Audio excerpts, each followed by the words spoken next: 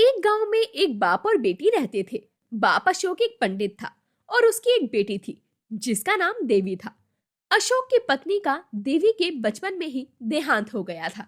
जब देवी सिर्फ 3 वर्ष की थी, अशोक गांव का बड़ा पुजारी था। सब गांव वाले उसकी बात मानते थे, उसका बहुत सम्मान भी करते थे। उसे ये बिल्कुल भी पसंद नहीं था कि कोई उसकी बात काटे। देवी हनुमान जी की बहुत बड़ी भक्त थी और हर मंगलवार को वो हनुमान जी का व्रत रखती थी और भोग के लिए भोजन बना के हनुमान जी को भोग लगाने के बाद ही वो अन्न ग्रहण करती थी। देवी, मैं पास के ही गांव में हवन के लिए जा रहा हूँ। तू घर का ध्यान रखना। हो सके तो मैं रात तक घर आ जाऊंगा। ठीक है बाबूजी, आप आराम से जाइए, मैं घर का ध्यान रखूंगी। इसके बाद अशोक घर से चला जाता है। देवी अपने घर में हनुमान जी की पूजा कर रही होती है। एक चोर उसके घर में घुस जाता है। उसको किसी के आने की आहट सुनाई देती है। वो देखने जाती है, वैसे ही उसके पिता अशोक आ जाते हैं। आज का दिन तो बड़ा व्यस्त था, खाने का भी समय नहीं मिला। देवी, कुछ बनाया है क्या? तो ला दो थोड़ा। जी पिताजी, मैंने खाना बना लिया है, मैं लेकर आती हूँ। देवी खाना लेने रसोई में जाती है। वो चोर उसी रसोई में छुपा था। वो रसोई से निकलकर देवी के कमरे में जाकर छुप जाता है। देवी अपने पिताजी को खाना परोस कर देती है। उसे कुछ तो अजीब लगता है। देवी भी खाना खा लेती है और हनुमान जी के आगे हाथ जोड़कर हनुमान चालीसा का जाप करके घर का गेट बंद करके अपने कमरे में सोने चली जाती है। वो चोर उसके कमरे में ही होता है क्योंकि वो भाग पाने में सफल नहीं हो पाया था। सबके सो जाने के बाद वो चोर भागने की कोशिश करने लगता है। अशोक को रात को प्यास लगी थी। वो पानी पीने के लिए रसोई में जाता है। वो पानी पी रहा होता है कि वो किसी आदमी को देवी के कमरे से बाहर निकलते हुए देखता है। कौन है?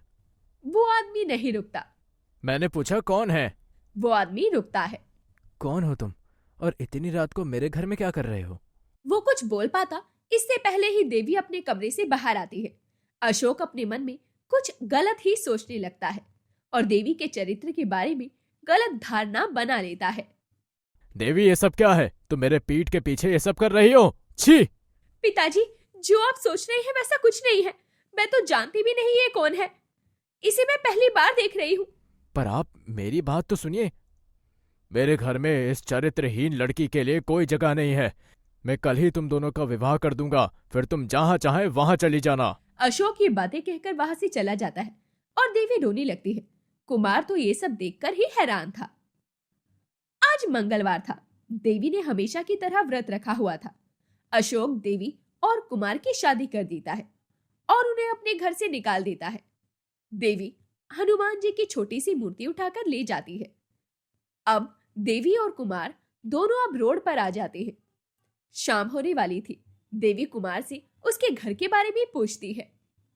आपका घर कहाँ है? हम सुबह से चले जा रहे हैं, कोई अंत तक हम पहुंच ही नहीं पाए। मैं तुमसे माफी मांगता हूँ। मेरी वजह से तुम्हें ये दिन देखना पड़ रहा है।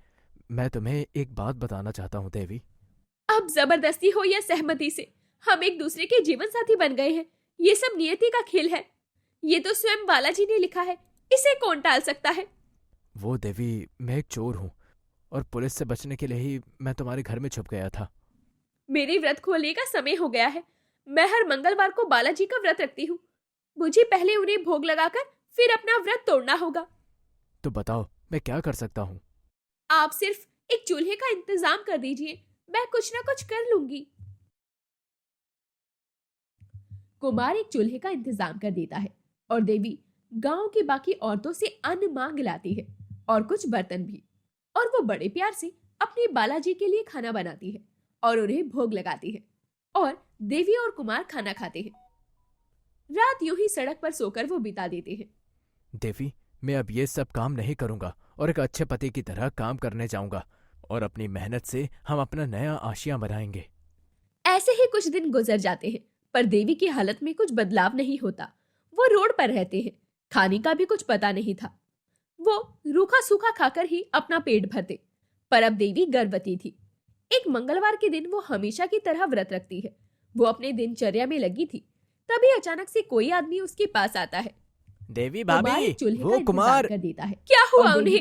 गांव की उनका बाकी एक्सीडेंट हो औरतों गया से है, अन्न हालत मांग बहुत लाती है खराब है और और कुछ उन्हें बर्तन भी। हॉस्पिटल में भर्ती और वो कराया बड़े गया प्यार है। से अपनी देवी बालाजी घबरा के कर लिए हॉस्पिटल हॉस्पिटल भागती भागती है और उसे अपने भोग बच्चे का लगाती भी है। ख्याल नहीं था। और देवी वो और रोड पर कुमार भागकर खाना जा खा रही थी कि वो सामने से आ रही गाड़ी से टकरा जाती वो है बिता देती और है। रोड पर गिर जाती है। देवी, मैं अब ये सब काम नहीं नारायण करूंगा और एक अच्छे नारायण, पति की तरह काम ऐसे करने दिन जाऊंगा। कोई अपने और दुश्मन अपनी को भी ना मेहनत से दिखाए हम प्रभु, अपना नया जो आप आशियां दिखा बनाएंगे। रहे हैं। वो ऐसे देवी ही कुछ कितने दिन गुजर वर्षों से जाते हैं, आपकी पूजा पर देवी करती की आई हालत है, में कुछ आपके बदलाव नहीं व्रत होता। करती है, वो रोड पर पर रहते क्या हैं। फल मिला खाने उसे? का भी कुछ पति पता का नहीं था। तिरस्कार वो और रूखा दर सूखा दर की खाकर ही ठोकरें अपना और पेट पति भरते। के रूप में पर अब एक देवी चोर। गर्भवती थी। वाह प्रभु, मंगलवार के और दिन वो आज तो हमेशा की आपने तरह प्रभु व्रत रखती उसके पति वो और अपनी बच्चों की दिनचर्या ही में जान लगी थी। पर ला दी। तभी अचानक से कोई हाँ, आदमी नारद उसके जी, पास आता आप है। सही कह रहे हैं। देवी देवी भाभी, मेरी एक वो सच्ची कुमार भक्त है। क्या और उसने हुआ उन्हें? शुरू से लेकर उनका अब तक एक्सीडेंट सिर्फ हो गया मेरी है, आराधना हालत ही बहुत की है। खराब है वो भी और उन्हें सच्चे मन से। हॉस्पिटल में भर्ती और कराया बदले गया में है। मुझसे कभी देवी कुछ घबरा नहीं कर मांगा। हॉस्पिटल भागती कितने है। दर्द उसे सहे अपने बच्चे उस का भी बेचारी ख्याल ने। नहीं था। पर वो एक रोड बार पर भी भागकर उफ जा नहीं रही की। थी कि वो हर सामने से आ मंगलवार रही का गाड़ी व्रत से टकरा पूरी जाती है निष्ठा से और रखा। रोड पर गिर जाती है। तो प्रभु देर मत कीजिए, नारायण, जाइए और नारायण। अपने भक्त के ऐसे सारे दिन संकट कोई हर अपने लीजिए। दुश्मन को भी ना हे दिखाए संकट प्रभु, मोचन जो आप वीर दिखा हनुमान। रहे हैं। वो नारद जी की ये बातें सुनकर हनुमान जी देवी की मदद के लिए पृथ्वी लोक पर जाते हैं और एक सामान्य मानव का रूप धरकर उसकी मदद करते हैं। उसको सबसे पहले हॉस्पिटल लेकर जाते हैं और उसके पति को ठीक कर देते हैं और फिर देवी के कमरे में जाकर उसके बच्चे को दीर्घायु का आशीर्वाद देते हैं। देवी की आंखें खुल जाती है, वो बालाजी को पहचान लेती है और बालाजी अपने असली रूप में आ जाते हैं। देवी, तुम सच में एक सच्ची भक्त हो। मेरे दूसरे रूप में भी तुमने मुझे पहचान लिया। मैं तुम्हारी भक्ति से बहुत प्रसन्न हूँ। बोलो देवी, क्या वर चाहती हो? प्रभु, मुझे आपके दुर्लभ दर्शन हुए, इसी से मेरा जीवन सफल हो गया। अब किसी चीज की कोई आवश्यकता नहीं है। नहीं देवी, तुमने बहुत कुछ सहन किया है, बहुत कष्ट झेले हैं। मैं अपने सबसे निष्ठावान भक्त को बिना कुछ दिए यहाँ से जाऊं, ऐसा कतई भी नहीं हो सकता।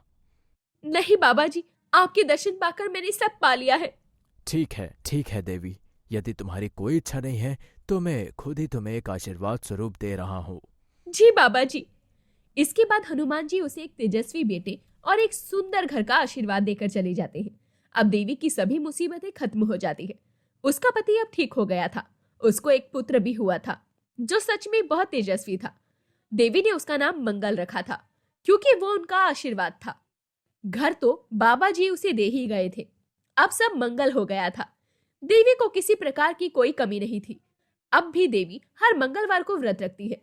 इसी बात पर बोलो मंगल भवन अमंगल हारी, बोलो बालाजी महाराज की जय।